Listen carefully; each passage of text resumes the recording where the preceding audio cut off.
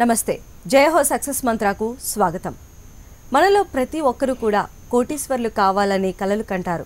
దానికోసం ఎంతో శ్రమ చేస్తూ ఉంటారు. కానీ కొంతమంది మాత్రమే ఆ కలను సాకారం చేసుకుంటున్నారు.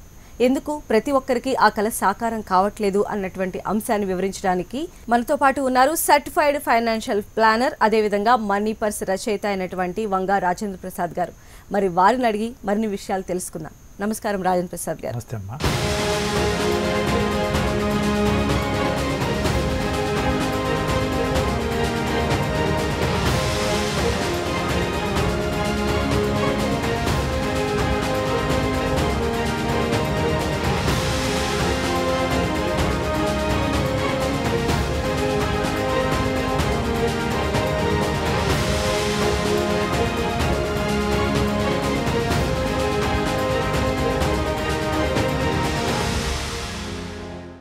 నిజంగా చాలా మందికి కూడా ఒక కళ, కోరిక అని కూడా మనం చెప్పవచ్చు. నేను కోటీశ్వరుని అవ్వాలి, 10 మందిలో నేను కోటీశ్వరుని అని చెప్పుకోవాలనేటువంటి ఆ ఇంటెన్షన్ చాలా బలంగా ఉంటుంది. దానికోసం ఎన్నో ప్రయత్నాలు చేస్తూ కూడా ఉంటారు. కానీ ఎందుకు అందరూ సక్సెస్ కాలేరు? నీరైనా డబ్బైనా మనం దారి చూపిస్తేనే అది మన దారిలోకి వస్తుంది. లేకపోతే దాని దారి గోదావరి అయిపోద్ది, సముద్రంలో కలిసిపోద్ది. మనం సంపాదించడానికి అందరూ కష్టపడుతున్నారు. కానీ సంపాదించింది ఎట్లా దాచుకోవాలి, దాన్ని పొదుపు ఎట్లా చేసుకోవాలి, పొదుపు చేసిన దాన్ని పెట్టుబడిగా ఎట్లా మార్చుకోవాలి అనేది రీసెర్చ్ చేయట్లా. మనం డబ్బు సంపాదించడానికి 4 మార్గాలు ఉన్నాయమ్మా. జాబ్ ఒకటి, రైట్, బిజినెస్ స్టార్ట్ చేయటం, ఇన్వెస్ట్మెంట్స్, అంటే రకరకాల 4 మార్గాలు ఉన్నాయి. అయితే వీటిల్లో మన గుజరాత్లో ఏంటంటే వ్యాపారం చేస్తుంటారు చాలామంది. మన తెలుగు రాష్ట్రాల్లో మాత్రం ఉద్యోగం ఉద్యోగం ఉద్యోగం దాని ఎట పడుతూ ఉన్నారు. కానీ ఉద్యోగం ద్వారా కోటీసులు కావడం అనేది చాలా కొద్ది మందికి సాధ్యం. మనం జాబ్ అంటే ఫుల్ ఫామ్ తెలుసా మీకు? Just obey the boss. Okay, అంటే short term solution for long term problem అని వారన్ బఫెట్ చెప్పాడు. మనం ఉద్యోగం ఇల్లు కట్టడానికి పనికొస్తుంది, కానీ కోటీసులు కావడం ఉద్యోగం ద్వారా అంత ఈజీ కాదు. ఎందుకంటే మన ఆదాయం పెరుగుతూ ఉంటే ఖర్చులు కూడా పెరుగుతూ ఉన్నాయి. కోరికలు పుష్పక విమానాలు లాంటివి. మనం స్టూడెంట్గా ఉన్నప్పుడు మీకు ఎంత ఖర్చు అవసరం వచ్చేది? 2,000 పాకెట్ మనీ వస్తే చాలా ఎక్కువ. కానీ ఇప్పుడు 10,000 చాలో, 20,000 చాలో, 50,000 చాలో, ₹1,00,000 కూడా చాలు. అంటే మొన్నటి వరకు 5,000 రూపాయల మొబైల్ సరిపోయేది, ఇప్పుడు 20,000 మొబైల్ మనకు ఆకర్షిస్తే, మన డబ్బు పెరిగితే. అయితే సంపాదిస్తూ ఇల్లు కావటం ఎంత ముఖ్యమో రేపు కూడా కంఫర్టబుల్గా ఉండాలి కదా. అయితే కొంతమంది ఏం చేస్తారంటే ఇంత సంపాదించుకొని ఎంజాయ్ చేయకుండా జీవితం ఎందుకు వేస్ట్గా కక్కుర్తిగా బతకడం ఏంటి అనే ఉద్దేశంతో ఖర్చు పెట్టడానికి బాగా అలవాటు పడతారు. ముఖ్యంగా యువతరం ఖర్చు పెట్టడంలో ఎక్స్పర్ట్స్. అయితే వాళ్ళకి ఖర్చు పెట్టడంలో ఎందుకు ఎక్స్పర్ట్స్? వాళ్ళకి జీవితంలో అంటే చేదు అనుభవాలు లేవు కాబట్టి. తల్లిదండ్రులు ఇస్తూ ఉంటే ఖర్చు పెట్టడానికి తెలివితేటలు కావాలా? 10 పిల్లడు కూడా ఖర్చు పెడతాడు. అయితే సంపాదించింది తెలివిగా ఎట్లా దాచుకోవాలి, ఎట్లా పెట్టుబడి పెట్టాలి, దానికి రీసెర్చ్ కావాలి. ఆ రీసెర్చ్ లేకపోతే మనం ఎంత అంటే ఇక తెరచాపై తీసేసి దాని దారి అతిపోయినట్టుగా ఉంటుంది. మన లక్ష్యాన్ని మనం చేరుకోలేం. కాబట్టి మన సంపాదించడం ఎంత ముఖ్యమో సంపాదన సంపదగా మారాలి. త్రూ సేవింగ్స్ కూడా చాలదు, ఇన్వెస్ట్మెంట్స్. తెలివిగా ఇన్వెస్ట్ చేస్తే మనం సంపదగా మారుతుంది. అయితే సంపదగా మారాలంటే మనం సంపాదించిన దాంట్లో కొంత మిగల్చాలి. అయితే మిగల్చాలంటే సేవ్ చేయడానికి 2 మార్గాలు ఉన్నాయి. ఫస్ట్ ఖర్చు పెట్టి మిగిలిన సేవ్ చేయడం ఒక మార్గం. కానీ 100కి 90 మంది ఫెయిల్ అవుతారు ఈ మార్గంలో. బెస్ట్ మార్గం ఏంటి? సేవ్ చేసి మిగిలింది ఖర్చు పెట్టాలి. అయితే సేవింగ్ స్టేజ్ కూడా దాటాలి. ఫస్ట్ ఇన్వెస్ట్ చేయాలి. మీరు సంపాదించింది సేవ్ చేయడం మొదలుపెట్టారు, మిగిలిన ఖర్చు పెట్టారు, ఇల్లు గడుస్తుంది. కానీ ఈ మార్గంలో కూడా కోటీసులు కావడం కష్టం. సంపాదించింది సేవ్ చేయడంతో పాటు సేవ్ చేసింది తెలివిగా ఇన్వెస్ట్ చేయాలి. మనం మామూలుగా ఫర్ ఎగ్జాంపుల్ మీరు నెలకు ఒక 1,000 రూపాయలు స్టార్ట్ చేశాను అనుకోండి సేవింగ్స్ 25 ఏళ్ల వయసులో. మీరు 60 ఏళ్ళ వరకు పని చేయగలరు, రిటైర్మెంట్ ఏజ్ అనుకుందాం. మీరు 7% వడ్డీ వచ్చి దాంట్లో పెట్టుకుంటే 17,94,000 అవుతాయి. అదే 15% వడ్డీ వచ్చి దాంట్లో పెట్టుకుంటే 1,32,00,000 అవుతుంది. అయితే మీరు సేవ్ చేసేటప్పుడు 7% దేంట్లో వస్తుంది, 15% దేంట్లో వస్తుంది అని రీసెర్చ్ చేస్తున్నారా? చేసేవాళ్ళు తక్కువ. చేస్తే కోటీసులు కావడం ఈజీ. అందుకని రీసెర్చ్ చేయాలి. అయితే మనకేంటంటే ప్రాబ్లం, మన అనుభవం ద్వారా నేర్చుకోవాలనుకుంటాం. దురదృష్టం ఏంటంటే మన తల్లిదండ్రులు అంటే పెద్దవాళ్ళు అయిన తర్వాత సంపాదన మొదలైన తర్వాత పిల్లలు పుట్టిన తర్వాత మన పిల్లల చదువుల కోసం భారీ ఖర్చు పెడుతున్నారు. వేలు లక్షలు ఖర్చు మూసుకొని ఖర్చు పెడుతున్నారు. కానీ ఉద్యోగం వచ్చిన తర్వాత మన ఆదాయం మొదలైన తర్వాత మన చదువు కోసం మనం ఎంత ఖర్చు పెడుతున్నాం మనకన్నీ తెలుసా? కానీ మీ చదువు కోసం, మీ సేవింగ్స్ కోసం, మీ ఇన్వెస్ట్మెంట్స్ కోసం, మీ నాలెడ్జ్ ఇంప్రూవ్మెంట్ కోసం మీరు ఎంత ఖర్చు పెట్టారు? మనందరం డబ్బు కోసమే చదువుకునేది, డబ్బు కోసం పనిచేస్తాం. కానీ డబ్బు పడాలి అక్కడ నాకు చెప్తున్నారా? చెప్పకపోతే మనం ఎక్కడ నేర్చుకుంటాం? అయితే గుర్తుపెట్టుకోండి, మనం అనుభవం గొప్ప గురువు, సందేహం లేదు. అవసరాన్ని మించిన మార్గదర్శి ఇంకొకటి లేడు. ఎందుకంటే necessity is the mother of invention అంటారు కదా. సో అవసరాలే మనల్ని మార్గాలు చూపిస్తూ ఉంటాయి. కానీ మన అనుభవం ద్వారా నేర్చుకోవాలనుకుంటే ఒక జీవితకాలం చాలదు. చాలా తప్పులు చేసుకుంటూ నేర్చుకుంటూ ఉంటాం. సో ఆ తప్పులు తగ్గించాలి కదా. తగ్గించాలంటే మన అనుభవం ద్వారా నేర్చుకోవడం కాకుండా ఎక్స్పర్ట్లను కలవాలి, టైం తీసుకొని కలవాలి. కలిసి వాళ్ళ సలహాలు తీసుకుంటే ఆ తప్పులు మనం చేయం కదా. Let me share my failure story. నేను స్టేట్ బ్యాంక్ ఆఫ్ ఇండియాలో పనిచేస్తున్నాను మేనేజర్గా. నేను అంతకుముందు స్టేట్ బ్యాంక్ ఆఫ్ హైదరాబాద్లో పనిచేశాను. బ్యాంకులో చేరకముందు సబ్ ఎడిటర్గా పనిచేశాను న్యూస్ పేపర్లో. సబ్ ఎడిటర్గా పనిచేసినప్పుడు మాకు హైదరాబాద్లో ఒక ఇళ్ళ ప్లాట్ ఇచ్చారు, జర్నలిస్ట్ కాలనీలు. ఇస్తే దానికి 40,000 కట్టాలి. నేను 10,000 అడ్వాన్స్ కట్టాను. 10,000 కట్టేసిన తర్వాత డబ్బులు కట్టాలి. అయితే నాకు కరీంనగర్లో పోస్టింగ్ ఇచ్చారు. అక్కడ నేను అప్పటికి నాకు పెళ్లి కాలేదు, ఒంటరిగా ఉన్నాను.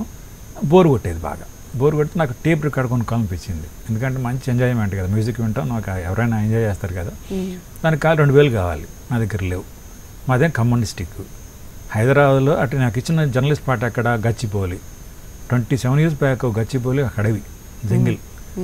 ఖమ్మం నుంచి ఎప్పుడు రావాలి గచ్చిబౌలి, ఆ అడవిలో ఎప్పుడు ఇల్లు కట్టాలా, ఈ యదవ జీవితం ఎంజాయ్మెంట్ లేకుండా ఎందుకని చెప్పి ఆ 10,000 అడ్వాన్స్ తీసుకొని వెనక్కి 2,000 రూపాయలు పెట్టి మంచి టేప్ కార్డు కొనుక్కున్నా. ఫుల్ ఎంజాయ్ చేసి అసలు నాకు నేను అభినందించుకున్నా. కానీ ఆ ప్లాట్ విలువ ₹1,00,00,000. నేను కొన్న 2,000 రూపాయలు 3 ఏళ్లలో న్యాచురల్ డెత్ చచ్చిపోయింది. ఏమైందో నాకు ఇప్పుడు గుర్తులేదు కూడా.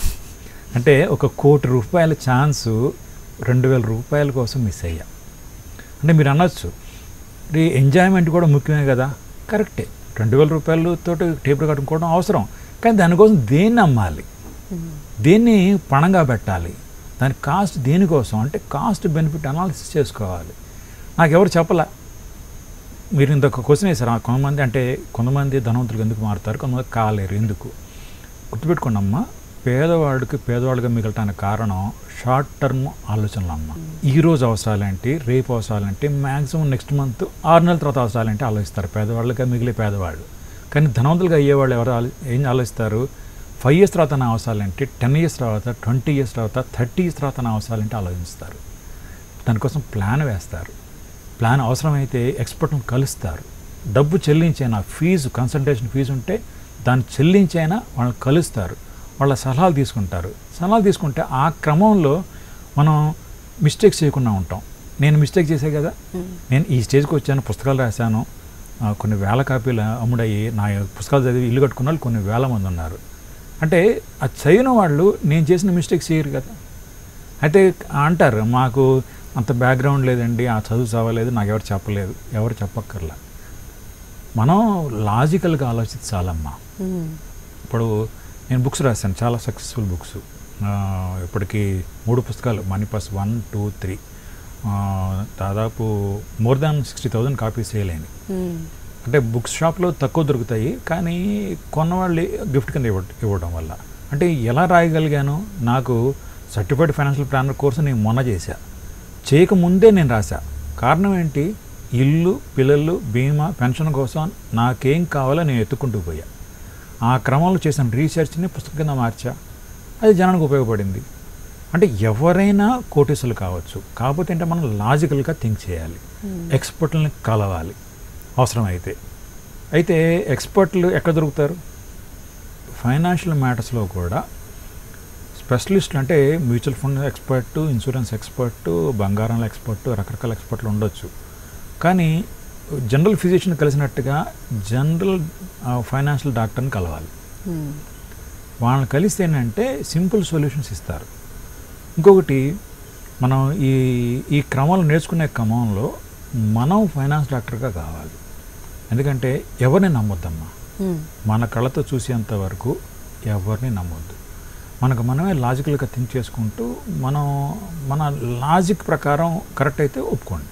మీరు అప్పుడు ఆ యంగ్గా ఉన్న టైంలో మీకు ఆ 2000 రూపీస్తో మీరు చేసేటువంటి ఎంజాయ్మెంటే మీకు అక్కడ పెద్దగా కనిపించింది.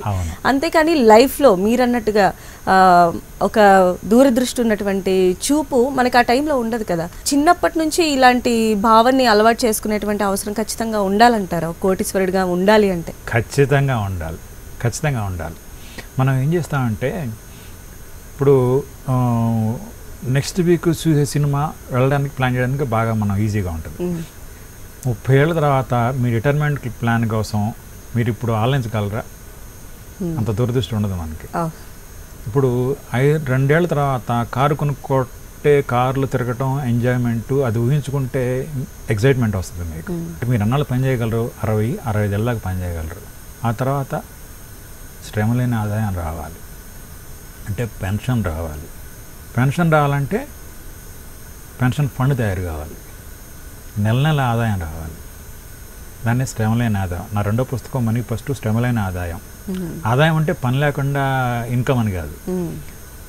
శ్రమ ద్వారా, అంటే మన శ్రమ ద్వారా వచ్చిన సంపదగా మారి అది శ్రమలేని ఆదాయం ఇచ్చే సంపదగా మారాలి. చూసుకుని మురిసిపోయే సంపదలా కాదు. అయితే మీరు ఇందాక అడిగిన క్వశ్చన్, చిన్నప్పటి నుంచి నేర్చుకోవాలి. ఎవరు నేర్పాలి? తల్లిదండ్రులు నేర్పాలి. ఇంకొక చిన్న ఎగ్జాంపుల్ అమ్మ, మన పిల్లలు అమెరికా పోయి 16-17 ఏళ్ళకి 18 ఏళ్ళకి చదువుకుంటూ సంపాదించుకుంటూ చదువుతున్నారు కదా. మన దేశంలో, మన తెలుగు రాష్ట్రాల్లో 25 ఏళ్ళు వచ్చేదాకా సంపాదన లేని పిల్లలు చాలామంది ఉన్నారు. మరి అక్కడ సంపాదించడం వీలైనప్పుడు ఇక్కడ సంపాదించడానికి ఏం ప్రాబ్లం? అంటే ఇక్కడ మన మైండ్ సెట్ రాంగ్ ఉంది. మీరు గమనించండి, మార్వాడి పిల్లలు ఎంత ఏజ్లో సంపాదించడం మొదలు పెడతారు. మనం కూడా సంపాదించవచ్చు కదా. అంటే మనకు కూడా సమస్య ఏంటంటే తల్లిదండ్రుల సమస్య. మేము సంపాదిస్తున్నాం కదా, మేము కష్టపడుతున్నాం కదా, అబ్బాయికి అప్పుడే ఎందుకు ఈ సంపాదన అని తల్లి అంటది, తండ్రి అట్ట అనుకుంటాడు. తప్పది. 14 ఏళ్ళలో పిల్లలు సంపాదించడం తప్పు, కానీ 14 ఏళ్ళు దాటిన పిల్లలు ఎవరైనా సంపాదించవచ్చు. బిజీగా ఉంటారు, చదువులో బిజీగా ఉంటారు. ఎప్పుడు బిజీ అమ్మా? మేబీ ఇంటర్మీడియట్ 2 ఏళ్ళు, అది ఇంజనీరింగ్, ఈ మనీ కోర్సెస్ ఉన్నాయి కదా, ఇంజనీరింగ్, మెడిసిన్, ఈ 2 కోర్సెస్కి ఇంటర్మీడియట్లో సంపాదించడం కష్టం కావచ్చు. కానీ ఇంటర్మీడియట్ తర్వాత, డిగ్రీ తర్వాత నెలలో 2 రోజులు దొరకవా పనిచేయడానికి? 4 సెలవుల్లో 2 రోజులు పని చేయమనండి, సంవత్సరంలో 24 రోజులు పని చేయొచ్చు. 24 రోజులు సంపాదించింది. మీ పిల్లలకు ఒకటే చెప్తాను, నేను పదే చెప్తాను ఈ మాట. చదువుకునే వయసులో మీకు 10,000 రూపాయల మొబైల్ కావాలంటే మీ నాన్న డిమాండ్ చేశారు, ఇవ్వలేదు, ఆయన కుదరలేదు. ఒకటే పెట్టండి అగ్రిమెంట్, 10,000 రూపాయల మొబైల్లో నేను 2,000 సంపాదిస్తాను, 8,000 నువ్వు ఇవ్వు అని కండిషన్ పెట్టండి. జెంట్లమెన్ అగ్రిమెంట్ అండి మీ ఫాదర్ తోటి. ఫాదర్ సంపాదిస్తారు, ఇస్తాడే ఇవ్వడా? ఇస్తారు. 2,000 నా కొడుకు, నా కూతురు 2,000 సంపాదించింది, 8,000 దిల్దార్కి హ్యాపీగా ఇచ్చేస్తారు. ఇవ్వకపోతే అమ్మూరుకుంటుందా? ఇచ్చేదా వదిలిపెట్టదు కదా. సో అగ్రిమెంట్ కండి. మనం చిన్న వయసులో దెబ్బలాటలు కాదు, డబ్బులాటలు కావాలి మనకి. అది ఒకసారి రుచి చూస్తే ఇంకెవరు ఆపలేరమ్మా. వారన్ బఫెట్, చార్లీ చాప్లిన్ వాళ్ళంతా చిన్న ఏజ్లో మొదలుపెట్టారు. కమల్ హాసన్ చాలా చిన్న ఏజ్లో. మరి ఎంత ఎర్లీగా సంపాదన మొదలు డబ్బు మార్గాలు మీకే తెలిస్తే మీరు లక్షల రూపాయల కార్లు డిగ్రీ చదువుకునేటప్పుడు కొనుక్కున్న వాళ్ళు ఉన్నారు నాకు తెలిసి. మనం 25 ఏళ్ళ దాకా 28 ఏళ్ళ దాకా అసలు సంపాదన లేకపోతే ఎప్పుడు డబ్బు పాటలు తెలుస్తాయి మీకు? ముఖ్యంగా ఆడపిల్లలు కనీసం 1 ఇయర్ అయినా సంపాదించకుండా పెళ్లి చేసుకోవద్దమ్మా. ఒక ఉద్యోగం చేయండి, ఏదో ఒకటి చేయండి. చాలామంది ఇళ్ళల్లో, అంటే అందరి ఇళ్ళల్లో మగవాళ్ళు సంపాదిస్తారు, ఆడవాళ్ళు సంపాదించేవాళ్ళు తక్కువ. కానీ 100 రూపాయలు దానం చేయాలన్నా మొగుడు పర్మిషన్ కావాలంటే ఇక అంతకంటే ఘోరమైన స్థితి ఇంకొకటి ఉందా? అంటే ఫ్రీడమ్ ఇవ్వచ్చు, అంటే భర్త తండ్రి ఇవ్వచ్చు, కానీ వాళ్ళు ఇవ్వడం కాదు, మీ శక్తి మీద మీరు నమ్ముకో ఉంటే అది ఎంజాయ్మెంట్ ఎక్కువ కదా, ఏమంటారు? ఖచ్చితంగా కూడా అందుకని ఒక రకమైన కాన్ఫిడెన్స్ కూడా బిల్డ్ చేస్తుంది. అంటే డబ్బులు లేక కాదు. ఒబామా కూతురు, ఒబామా ప్రెసిడెంట్గా ఉన్నప్పుడు ఒబామా కూతురు రెస్టారెంట్లో పనిచేసి సంపాదించింది. మరి ఒబామా కంటే ధనవంతుల మన తల్లిదండ్రులు? మరి వాళ్ళ పిల్లలు చదువుకునే ఇంటర్మీడియట్ వయసులోనే చదువుకుని సంపాదిస్తున్నప్పుడు మనం ఎందుకు సంపాదించలేదు? అంటే మన ఓరియంటేషన్ లేదు. ఆ మైండ్ సెట్ మారితే మీరు అన్నట్టుగా చిన్నపిల్లల్ని వయసు నుంచి మనం ఈ మనీ పాఠాలు నేర్చుకుంటాం. మనం అండ్ విలువ కూడా తెలుస్తుంది. అప్పుడు వాళ్ళకి కష్టం విలువ తెలుస్తుంది, రూపాయి విలువ కూడా తెలుస్తుంది. వెరీ గుడ్, చాలా మంచి మాట చెప్పారు. విలువ తెలియాలంటే మనం తల్లిదండ్రులుగా లెక్చర్లు ఇస్తే చాలదు. అప్పుడప్పుడు పిల్లల్ని అనాథాశ్రమాలకు తీసుకెళ్ళండి. అక్కడికి వెళ్ళి వచ్చిన తర్వాత లెక్చర్లు ఇవ్వద్దు. మనం హోటల్కి వెళ్ళి 1000 రూపాయలు ఖర్చు పెడదామా, అక్కడ 1000 రూపాయలు ఇస్తే ఎంతమందికి ప్రయోజనం అని ఒక చిన్న మాట వదిలేయండి పిల్లలతోటి. వాళ్ళు నేర్చుకుంటారు డబ్బు పట్టాలి అంటే అనుభవం ద్వారా నేర్చుకోవాలి. మనం చూపించాలి, ఆ సిచ్యువేషన్ క్రియేట్ చేయాలి. ఇక్కడ డబ్బు సంపాదన అనేది 2 రకాలుగా ఉంటారు. మళ్ళీ ఇక్కడ కూడా మనుషులు ఒకళ్ళు దాన్ని పాజిటివ్గా తీసుకొని జాగ్రత్తగా రూపాయి కూడబెట్టి అలా చేస్తూ ఉంటారు. కొంతమంది చాలా గ్రీడీగా అయిపోతూ ఉంటారు. వాళ్ళని వాళ్ళే కోల్పోయేటువంటి పరిస్థితి, వాళ్ళ చుట్టుపక్కల ఉన్న వాళ్ళని కూడా కోల్పోతూ ఉంటారు వాళ్ళ బిహేవియర్ వల్ల. మరి ఇలాంటి వాళ్ళని ఎలా కోపప్ చేయాలి, బయటికి తీసుకురావాలి? డబ్బు ఒక పనిముట్టమ్మా. మనం చనిపోయేటప్పుడు ఈ కోట్లు ఏమైనా తీసుకెళ్ళగలమా? ఏం తీసుకెళ్ళాం. అయితే చాగంటి గారు ఒక గొప్ప మాట చెప్పారు. ఏంటంటే నీకున్న డబ్బుని ఇతరులకి సాయం చేయి, పుణ్యం, ఆ పుణ్యం క్యారీ ఓవర్ వద్దంటారు. నీ సెల్ ఫోను ఖరీదును బట్టి నీ స్టేటస్ నీకు ఉంటే నీకంటే దరిద్రుడు ఇంకొకటి లేడు. ఐశ్వర్యం అనేది మానసిక భావన అమ్మా. మీలో ఐశ్వర్యం లేకపోతే మీరు బయటకు ఐశ్వర్యంగా కనపడలేరమ్మా. మనం గుర్తుపెట్టుకోండి, సాధారణంగా బతకడానికి డబ్బు ఎక్కువ అక్కర్లేదమ్మా. కానీ ఎదుటి వాళ్ళ మెప్పు కోసం బతకాలంటే మాత్రం డబ్బు ఎక్కువ కావాలి. మీ లక్ష్యం ఐశ్వర్యవంతులుగా కనబడటమా, ఐశ్వర్యవంతులు కావడమా? ఏది మీ లక్ష్యం? ఐశ్వర్యవంతులు కావడమే. కావడం అన్నప్పుడు సాధారణ జీవితం గడుపుతాం మనం. అప్పుడు మన సెల్ ఫోన్ ఖరీదును బట్టి, మన కారు ఖరీదును బట్టి మన స్టేటస్ సింబల్ కాదు.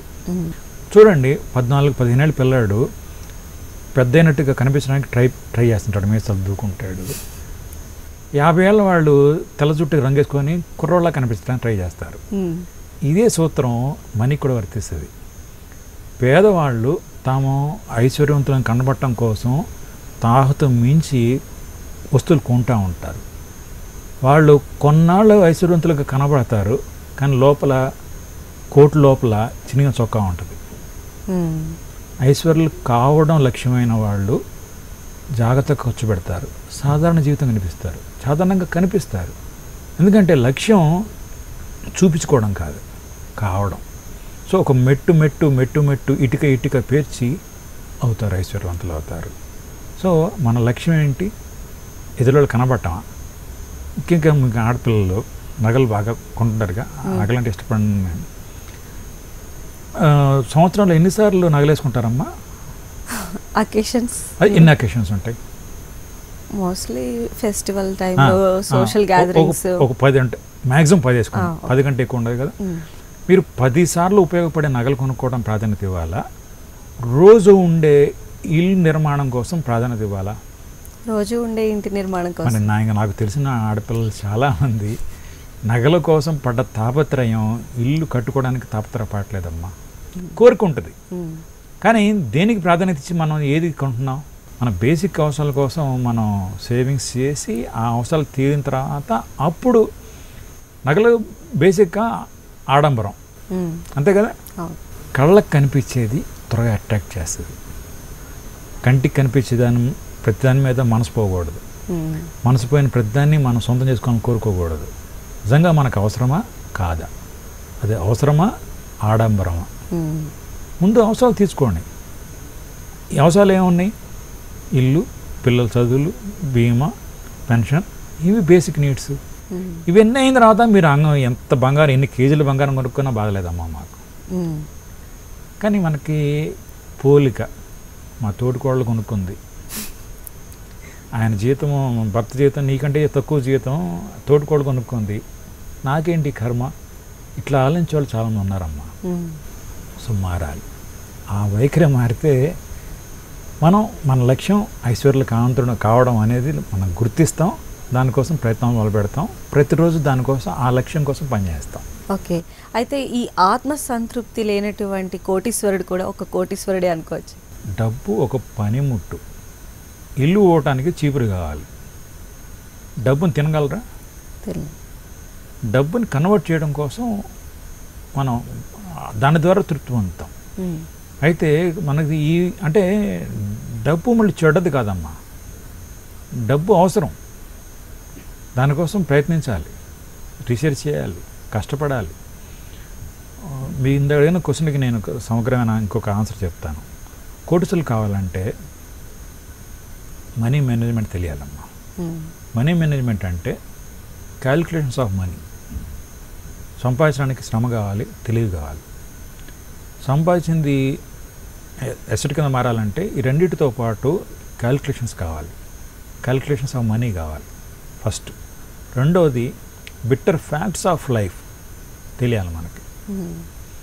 మనం స్వాతంత్ర సామ్రాజ్యం చూస్తున్నాం కదా, మా ఇంటికి రండి అంటున్నారు. ఎందుకు? వాళ్ళకి వచ్చే పెన్షన్ కదా. మీ దగ్గర ఆస్తి ఉంటే మీరు ఆస్తి పరులే కానీ ధనవంతులు కాదు. ధనం ఉన్నవాడు మాత్రమే ధనవంతుడు. 2 కోట్ల రూపాయల వ్యవసాయ భూమి ఉన్న రైతు కంటే 25,000 పెన్షన్ తీసుకునే రిటైర్డ్ టీచర్ మోర్ కంఫర్టబుల్గా ఉన్నాడు. ఇవన్నీ better facts of life. So calculation of money తెలియాలి, బెటర్ ఫ్యాక్ట్స్ ఆఫ్ మనీ తెలియాలి. ఈ రెండింటితో పాటు ఇంకొకటి ముఖ్యమైన విషయం ఫిలాసఫీ ఆఫ్ మనీ. డబ్బు ఒక పనిముట్టని గుర్తించాలి, డబ్బు పట్ల జాగ్రత్త ఉండాలి, ప్రేమ ఉండకూడదు. అక్కడ తేడా వస్తుంది. ఇప్పుడు ఎప్పుడైతే డబ్బును ప్రేమిస్తామో సంపాదనలోనే ఇక జీవితం అంతా సంపాదన. అందుకని నేను ఈ పుస్తకంలో ఈ మధ్యన కూడా ఒక పుస్తకంలో రాశారు, ఖర్చు పెట్టడం ఎట్లా కూడా మనకు కూడా తెలియాలి. బంగారం కొనటం తప్పు అనట్లేదమ్మా, మళ్ళీ ఆడపిల్లలు మళ్ళీ తిట్టుకుంటారు నాన్న.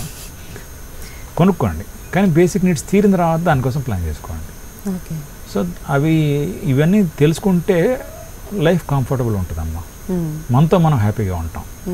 సో నిజంగా రాజేంద్ర ప్రసాద్ గారు, డబ్బు అనేది మనం చూసేటువంటి కోణంలోనే ఉంటుంది. మనం ధనవంతులంగా కనిపించాలనుకుంటున్నామా లేదా నిజమైన ధనవంతులు కావాలనుకుంటున్నామా అనేటువంటి ఆ సన్నటి లైన్ కనుక తెలుసుకోవటం అనేది నిజంగా ప్రతి ఒక్కరూ చేయాల్సినటువంటి విషయంగా మీరు చాలా చక్కగా వివరించారండి. ధన్యవాదాలు మీకు. థ్యాంక్ యూ అమ్మా.